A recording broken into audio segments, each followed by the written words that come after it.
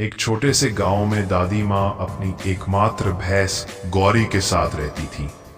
दादी की उम्र ज्यादा हो चली थी और अब उनकी देखभाल के लिए कोई नहीं बचा था।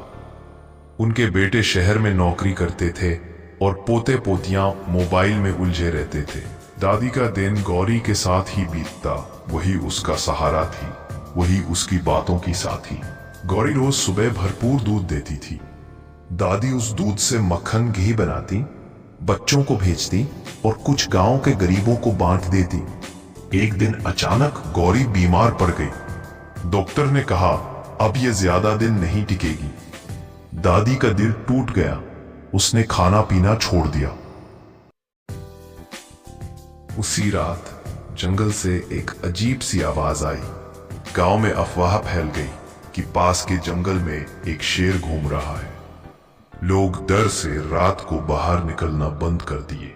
लेकिन अगली सुबह कुछ अजीब हुआ। दादी ने देखा कि गौरी के पास दूध का एक कटोरा पहले से भरा हुआ रखा है। सोच में पड़ गई, मैंने तो रखा नहीं। अगले दिन भी यही हुआ। तीसरे दिन दादी ने छुप कर देखा और वो जो नजारा था उसने उनकी आंखों में आंसू ला दिए। रात के अंधेरे में एक शेर आया। धीरे धीरे गौरी के पास गया, उसे सूंघा, चुपचाप बैठा और फिर अपनी मुंह से दूध उगलकर कटोरे में भरने लगा। दादी कांपती हुई बाहर निकली। शेर ने उनकी ओर देखा लेकिन कुछ नहीं किया। बस उनकी आंखों में एक मासूमियत थी, मानो कह रहा हो मैं डरावना नहीं, बस मदद करना चाहता हूं। दादी ने साहस करके उसके सिर पर हाथ रखा।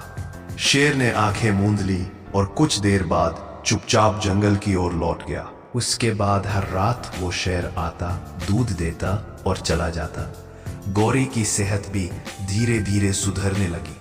गांव वालों ने जब दादी की बात सुनी तो पहले तो विश्वास नहीं किया, लेकिन एक रात उन्होंने भी देख लिया। जंगल का राजा अब दया और ममता का प्रतीक बन गया था। इस घटना के बाद दादी ने एक बात कही जो सबके दिल को छू गई। जानवरों में भी इंसानियत होती है, बस हमें उसे समझने की नजर चाहिए। सीख, कभी कभी जिनसे हमें सबसे ज्यादा डर लगता है वही सबसे ज्यादा भावनात्मक और मददगार निकल सकते हैं। दया, प्रेम और सेवा की भावना किसी में भी हो सकती है, चाहे वो जंगल का शेर ही क्यों ना हो। अगर हमारी कहानी पसंद आए तो चैनल को लाइक और सब्सक्राइब जरूर कर देना।